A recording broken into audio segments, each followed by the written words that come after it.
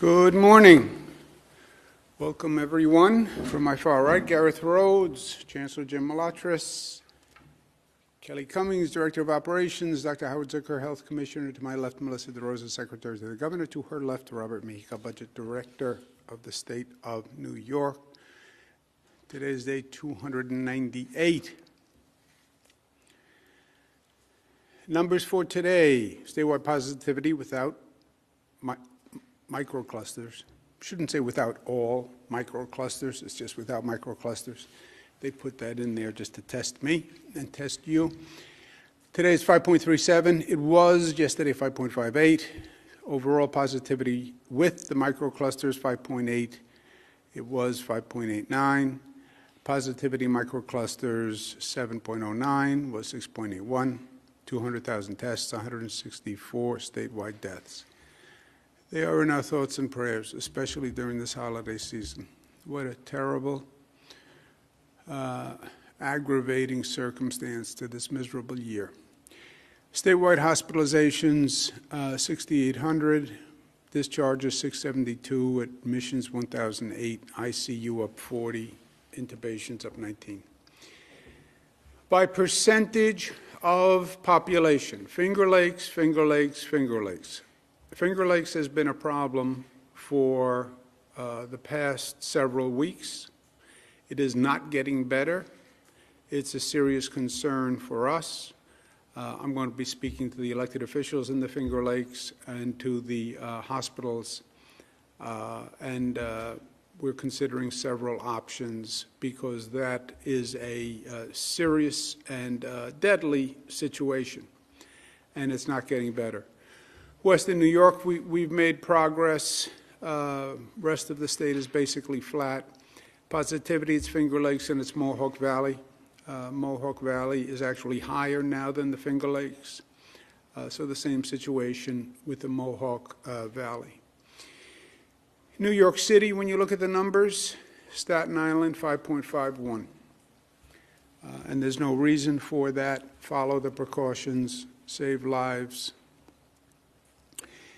The issue of the new strain is very serious, and I don't believe this country is taking it as seriously as it should, and more importantly, I don't think this country is taking the action that it should take, okay? So let's just talk facts first. Fact, it is in the UK and it is more dangerous. Boris Johnson says it's 70% more transmittable. Boris Johnson closed parts of the UK. Other European countries have banned travel from the UK. But it is more dangerous. How much more dangerous? We don't know. We don't know if it's more deadly. We don't know if the vaccine works on it or not. We think the vaccine works on it. That's our quote-unquote working assumption. But it is real and it is dangerous. It is traveling around the world as we speak, right? It's on planes, and it is transmitting, and other people are getting on planes, and it's the holiday season, and it is traveling around the world. That is a fact. It's not a personal opinion.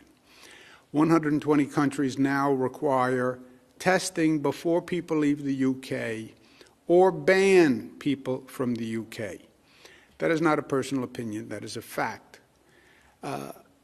Number 4, France went so far as to stopping truck traffic from the UK, caused massive backups by stopping the traffic coming into France.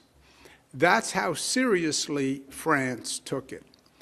And then you have federal officials in this country who say, well, it may be here already, okay? Those are 5 inarguable facts. When you hear those facts, you have to say to yourself, what? What happened? And what are we doing? And why are we not doing what 120 other countries that are far less sophisticated, that paid far less of a price for COVID, that didn't have the experience that we had? why aren't we saying test the travelers in the UK before they get on a plane? Why aren't we saying test travelers, period, before they get on a plane and come to the United States? I mean, why wouldn't you do that? This is what happened in the spring. It is deja vu. It is the same mistake the federal government made that killed thousands of people and cost billions of dollars. They lost track of the virus. They knew it was in China, and then they lost track of it. And what happened is the virus got on a plane and went to Europe, and then got on another plane and flew to the United States, and nobody knew it. That's what the history books will write, was the gross negligence of this federal government. That will be the legacy. And we are doing the same thing again, and it makes no sense. When did common sense leave government? When did government become so bureaucratic and so apathetic and so slow that basic common sense eludes them? Because that's what this is. 120 countries around the globe. Any official who hears anything, test before they come. It's not banning, it's not impeding. Test before they come.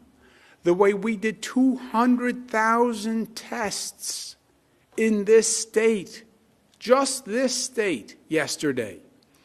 Test travelers before they come. That HHS and the CDC have not acted on this is really reprehensible. I don't know if they're just checked out, and if they're checked out, they should resign. I don't know if they are, because it's in the midst of a transition, then you should say, Mr. Joe Biden, why don't you make this decision?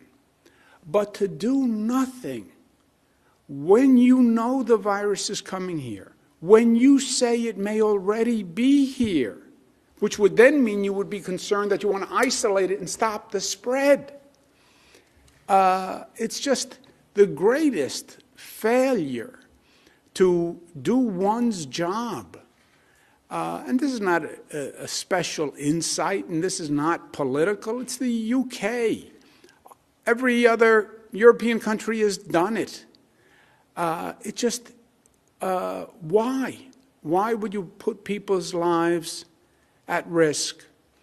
Dr. Redfield, Secretary Azar, they were part of a political administration, and they're going to have to answer for their political activity over the past 4 years. But it's over now, the politics. Why didn't you do your job now, Mr. Secretary? Why didn't you do your job now, CDC Director Robert Redfield? I'm sure the president isn't pressuring you anymore, so just do your job. New York Times, which I believe in a free exchange with the free press. When I disagree, I say I disagree. When I agree, I say I agree. But the New York Times wrote a smart editorial today. A contagious variant of the coronavirus has been detected. Trump administration is doing little to address it. Because the federal government doesn't act, it puts the onus on states. Because it doesn't help me or help the people of New York. I'm not in the finger-pointing business. Well, the feds should have. Okay, but at the end of the day, my job is to protect New Yorkers. So if the feds don't act, I'm going to do whatever I can do. And we made tremendous progress. The airlines that fly into New York, there are 3 airlines. All 3 agreed to do testing before those flights land in New York. New York is the only state that has made that request. And New York now is safer than any other state because the people who are landing here are being tested. If I could do it, why can't the United States do it? I did it in 3 phone calls. They didn't fight me. Why wouldn't the United States do it? And the Times says this is reminiscent of the early days when the virus was first detected in Wuhan, China. They enacted a travel ban against China, but it was already gone. They closed the barn door after the horse left. My expression, not the Times. The Times would never speak in such colloquial terms. But that is the situation. Well, Mr. Cuomo's, there are limitations to Mr. Cuomo's plan. I think it's still pejorative. No, my plan can only affect the state of New York. And they're right that you can fly into another state, and I can't prevent flying into another state. Only the federal government can do that, and the federal government should do it. And they should have done it already. One of the great political hypocrisies of 2020, we get to year end, right? Here's one of the great political hypocrisies for an elected official. Don't you worry about COVID. It's a hoax. It's overblown. The government is being overreactive. Freedom, they're trying to shut us down. Don't worry about those restrictions. Protest. Go to the bars and the restaurants. Don't wear a mask. That's what you should do. Me, I want a vaccine. You know? If your constituents shouldn't worry about it because it's a hoax and it's overblown and it's oppressive, then why do you, Mr. Politician, want to take the vaccine? You know, that is one of the great hypocrisies. Don't you worry about it, but me, I'm taking a vaccine as soon as I can. United States, CDC, HHS, do something, do your job on the way out the door. Just tell the UK, test travelers before they land in the United States. State lab is doing specimens from across the state. We're looking to find out if it's here, where it is. We want to isolate it. If it is more easily transmitted, we want to catch it in the crib, right? That's what contact tracing is all about. Find it. Patient 0. Where's patient 0? We want to find patient 0 on that variant. And in the meantime, stop other people who are infected from coming. This is the holiday season. The next 10 days are going to be key for us. If you look what has happened around the nation, you see a spike that has increased since Halloween. It got colder. People went indoors. But then you see a spike that happened in other parts of the country in Thanksgiving and coming out of Thanksgiving. Those parts of the country had more travel at Thanksgiving than we did. More travel as a proxy for more social gatherings. More social gatherings, fewer precautions, more spread. We did not have that same post-Thanksgiving spike because we were more cautioned and more intelligent about it. The question is what happens through Christmas and Kwanzaa and Christmas week and New Year's. Do we stay as diligent, or does that number go up? Does it stay flat? How high does it go up? How fast does it go up? We are not destined for a shutdown. I want to do everything I can to avoid a shutdown. The shutdown does tremendous economic damage and collateral damage to families. We can't survive with these economic shutdowns. And no hospital in the state, no hospital, has advised us that they are within 21 days, 3 weeks, of 85% capacity, right? So on the fear of overwhelming the hospital. system. No hospital has said that they're within 21 days. But that could change if the spike goes up dramatically. And that's what we need to watch over these next 10 days. Celebrate. I'm going to celebrate. I deserve to celebrate. I was good. I'm on Santa's good list. I have that on Inside Information. Celebrate, but just be smart about the way you celebrate, right? Avoid the density. Open the windows. Take a walk outside. Just be smart about the way you celebrate. Celebrate smart. Stop the shutdowns. That's what's going to be on all our travel signs and flashing signs. Kelly Cummings is doing that to remind New Yorkers. Celebrate smart. Stop the shutdowns. Celebrate smart. Stop shutdowns. Smart is part of being New York tough, right? It's part of our DNA. In the meantime, we're in a race between the vaccinations and the increase in the COVID rate. 89,000 New Yorkers have received the first dose. Nursing home program in the first 2 days, 90 facilities, 22,000 vaccines administered. Great job. More good news. Well, more surprising news. The Pfizer vaccine, we found out, had more dosages than they said per vial. That's good news. This is the Moderna COVID-19 vaccination kit. This is the Moderna vial. The Moderna vial was supposed to have 10 doses. This vial would do 10 doses.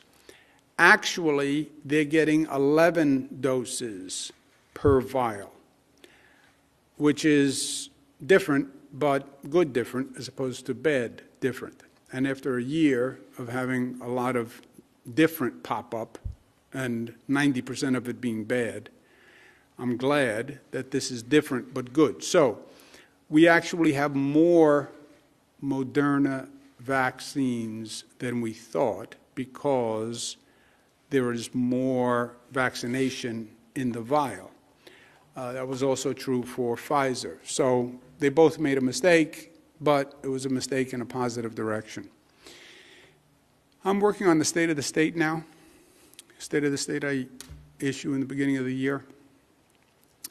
The overall balance for the State of the State is how do you stay open safely and how do you reopen safely, right?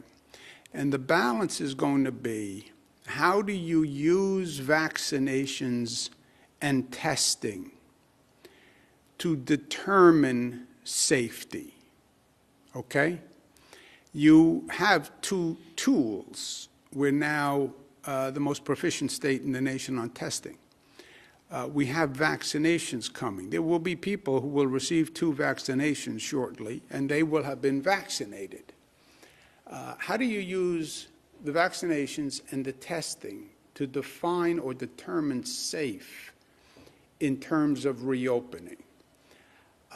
You can't wait for the vaccine to hit critical mass, 75 to 85% of the population. That is months and months away. And by the way, the more they talk, the further the timeline. First it was going to be June, then it was going to be September. Now some people are suggesting even longer.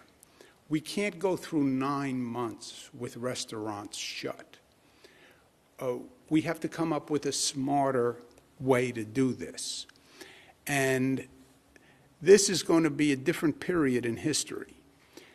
You're going to see a global competition and a global sorting out where certain states, certain regions figure this out first and better than other places. And there will be winners and losers through this period. And that's the really smart long-term vision that we have to have in this state. But we're talking about a demonstration. Can you reopen venues using rapid testing? ancillary question. Can you reopen venues using vaccinated people? We're not there yet with vaccinated people. But can you reopen venues using rapid testing? That's the question that the Department of Health has been analyzing, because I want to speak to it in the state of the state. But we're looking to test an hypothesis. The National Football League currently does games without testing. The Buffalo Bills are going to have a playoff game. Could we allow fans to the game with testing and then contact trace after the game? That's what the Department of Health has been working on. The Buffalo Bills proposed 6,700 fans. Department of Health is working on a model where you would test the fans before they go in. If they're negative, they go in, and then contact trace afterwards to see what the effect was. And Commissioner Zucker and Robert Mujica have been working with the Bills on this, and I'm going to ask them to comment. Commissioner Zucker, the picture, he's using his hands. That's because he's Italian, Dr. Zucker, and they tend to talk with their hands. Robert Mujica is not smiling. That's because the man is incapable of smiling. I've known him for 10 years, and I've yet to see him smile. So don't take anything from his facial expression. There's no negativity intended. That's just his face in repose.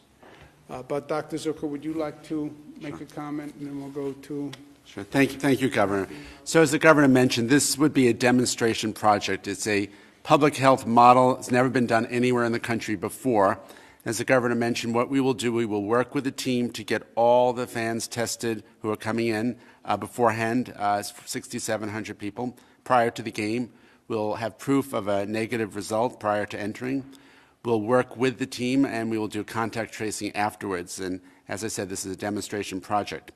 My concern here is we can control how fans come into the stadium.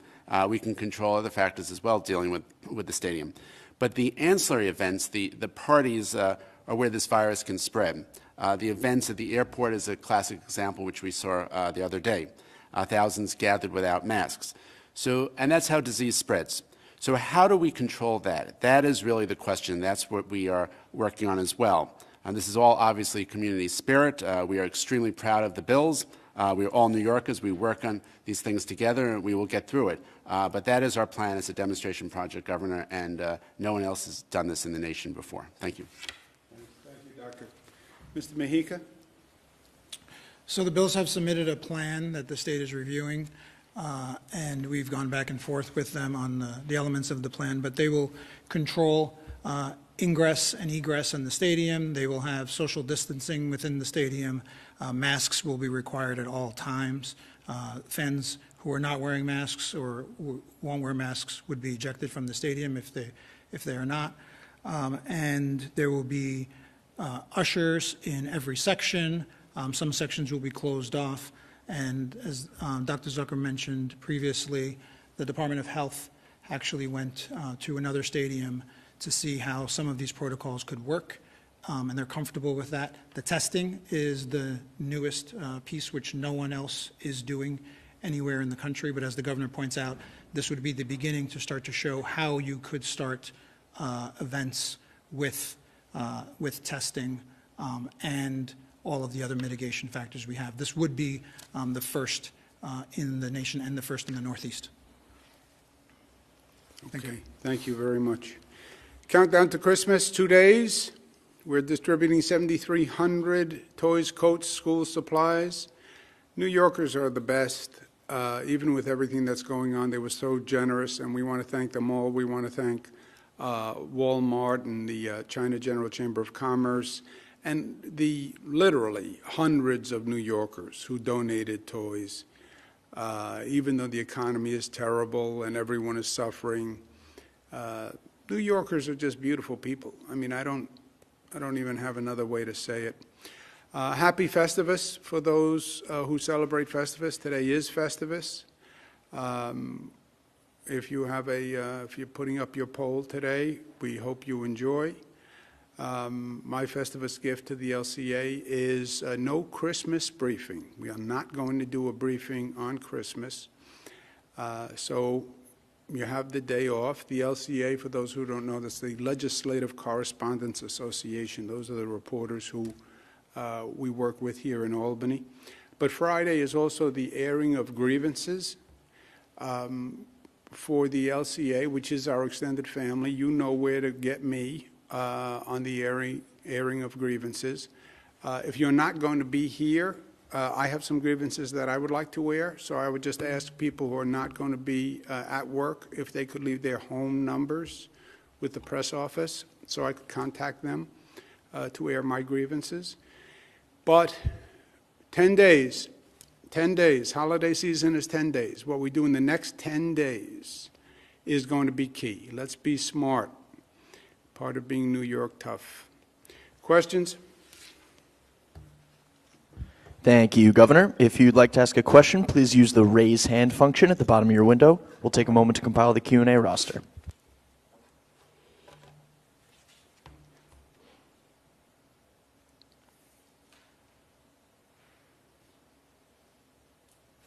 Governor, your first question comes from Michael Gormley from Newsday. Michael, your line is now open. Please unmute your microphone. Hello, Governor. Will you be extending the rent eviction moratorium? What is the... Governor? Yeah, hiya, Mike. How are you? Yeah. Happy holidays to you and to your family. I need to consult with my consigliere here on the eviction. Isn't it still in place? It's still in place. I believe it's in place through Sunday. So obviously we update these things as we go, and we're not going to let anybody who's evicted due to these circumstances be evicted. We've continued to extend this as well as the commercial rent eviction moratorium. So it's not, but it's still in place through Sunday. It's in place through Sunday, Michael, but I will extend it after Sunday. Next question, operator. Governor, your next question comes from Gwen Hogan from WNYC. Gwen, your line is now open. Please unmute your microphone.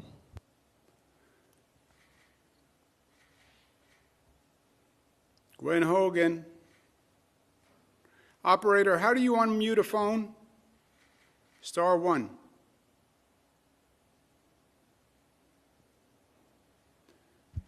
Gwen, please unmute your microphone. Operator, do you want to go to the next one and then we'll get Gwen back? Okay, Governor, your next question comes from Jackie Roberts from WGRZ. Jackie, your line is now open. Please unmute your microphone. Hello, thank you for taking a couple questions. I just wanted to clarify, the plan for Bills fans in the stadiums, is that still in review or is that for certain happening for the playoff game? That is in development. We're working with the Bills. You saw the outline of the proposal. You heard Dr. Zucker speak about the Department of Health demonstration program that he's interested in. But Rob Mahika, Dr. Zucker, and the Bills are still trying to work through this. It's never been done before. And how to do it devil is often in the details. We would like to do it. The Department of Health is interested in the concept. You heard the concerns of the Department of Health. Could you create ancillary situations that you are not contemplating that are problematic? You know, the stadium is basically a controlled area. But could you create situations that you have not contemplated that wind up problematic, right? The spontaneous rally at the airport, which, you know, God bless the fans, they were excited, I was excited.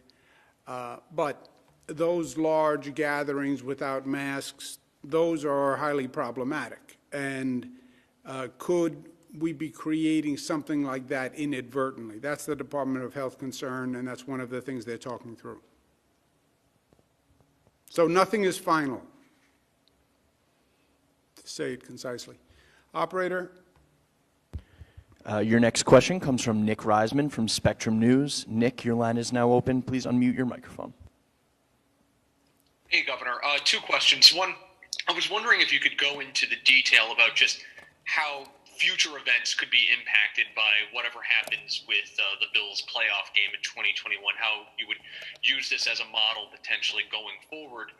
And also as a follow-up, I was wondering if you could respond to the news from the Census Bureau that shows preliminary population numbers having declined in New York over, I think, about a 6-month to 12-month period in 2020.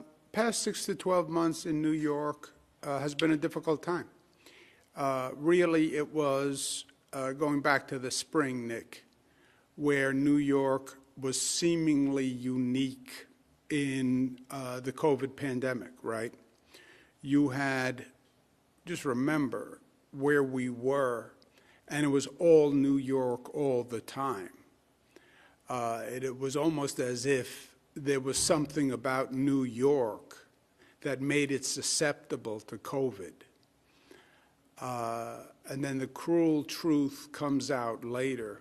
It had nothing to do with New York. It was federal incompetence that allowed the virus to land at JFK and Newark Airport, like they're doing now. And the reason I have a bad feeling about it is it was perceived as anti-New York. It was perceived as a New York phenomenon. Get out of New York. Get out of New York. New York is where COVID is. And I think that hurt New York. I know it hurt New York. Plus the federal war on New York, SALT, et cetera. But COVID and the apparent connection between New York and COVID hurt New York. And it was untrue, and we see that now. As a matter of fact, one of the safest states in the nation for COVID, New York. Literally one of the 3 safest states, New York. Higher infection rate, Florida. Higher infection rate, North Carolina. Higher infection rate, Texas. Higher infection rate, California. So that's the truth. Had nothing to do with New York. And by the way, New Yorkers were smarter than almost any other state in dealing with it. That's the truth. And the expression, the truth will out, well, the truth has outed. What was the other part of the question, Nick? Oh. I didn't want to mention this because I knew you would ask a follow-up or someone would, and I'm going to do it in the State of the State. Here's the conundrum. Or not the conundrum. Here's the challenge. You have an economy that is basically shut down. You are battling the COVID rate daily. The weapon that wins the war is the vaccination. The vaccination will take months. Best case scenario, June. Now they're talking September. Some people are starting to say the end of the year 2021. We cannot go through a year with the economy shut down. We can't. We've only been at this for 10 months. We could not do another 9 months, 12 months. How do you balance that? How do you reopen or keep open the economy safely while you're waiting to hit full vaccination, critical mass, 75 to 80%? Never been done before. Uncharted water. Well, just stay closed until you hit critical mass on the vaccine. What if critical mass is September? No restaurants for 9 months? All this continued economic pain for another 9 months? You couldn't sustain it. People couldn't sustain it. Forget the numbers. Psychically, you couldn't sustain it. Psychologically, you couldn't sustain it. But you do have vaccinations, and once somebody's vaccinated, they are apparently safe, right, so to speak. You do have rapid testing, where you can show up a half an hour before a football game and get a test and go into the game. How do you use those as tools to keep an economy open or reopen an economy? Big question mark. That's what I want to speak to in the state of the state. No other state is doing it. No other country is doing it.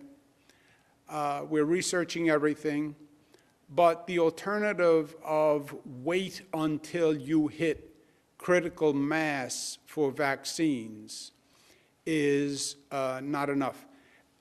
And I'm saying too much about this because I'm writing the state of the state, so I have it in my mind.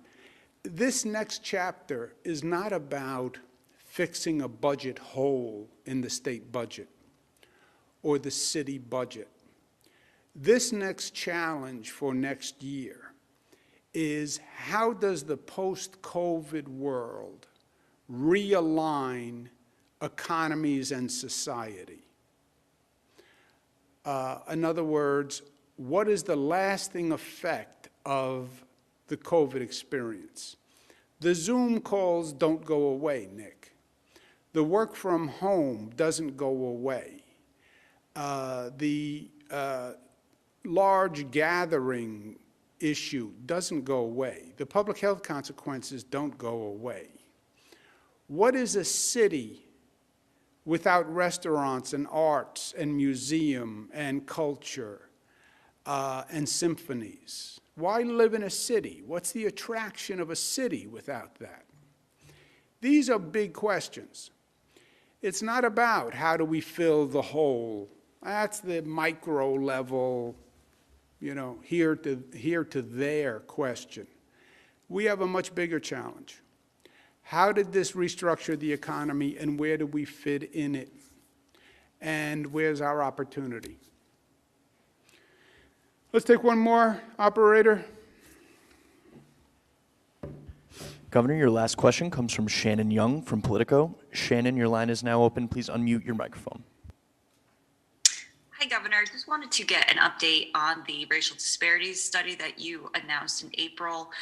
We're in December now. We haven't really heard any findings from that. And you announced a new task force this week that's going to be sort of looking at that issue in the vaccination process.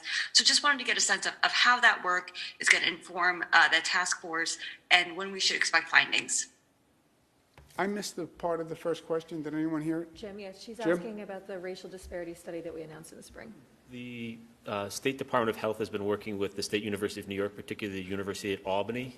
President Javidan Rodriguez and his staff has been analyzing data, and they are virtually complete with their first installment. So there should be more on that in the next couple of weeks, but that has been ongoing, and the analysis has been ongoing and almost completed.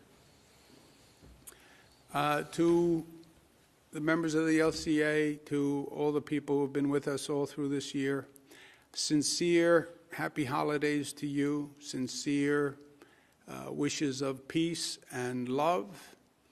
It has been a hard year, that's for sure, and that's the understatement of the decade. But we've also seen beauty, and we've seen strength, and we've seen New Yorkers who have risen to the occasion again and again, and we've seen people who heard their better angels and responded. We saw ordinary New Yorkers, nurses, doctors, truck drivers, bus drivers, show that there is no such thing as an ordinary New Yorker. There are only extraordinary New Yorkers.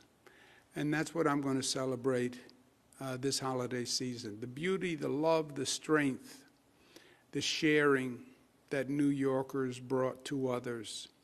You went from the highest infection rate in the nation to one of the lowest. New Yorkers did that. The love of New Yorkers did that. The heroism of New Yorkers did that. And that, my friends, is a beautiful thing because it saved lives. It saved countless lives. And that is something to celebrate. We find the light and we follow it. Happy holidays.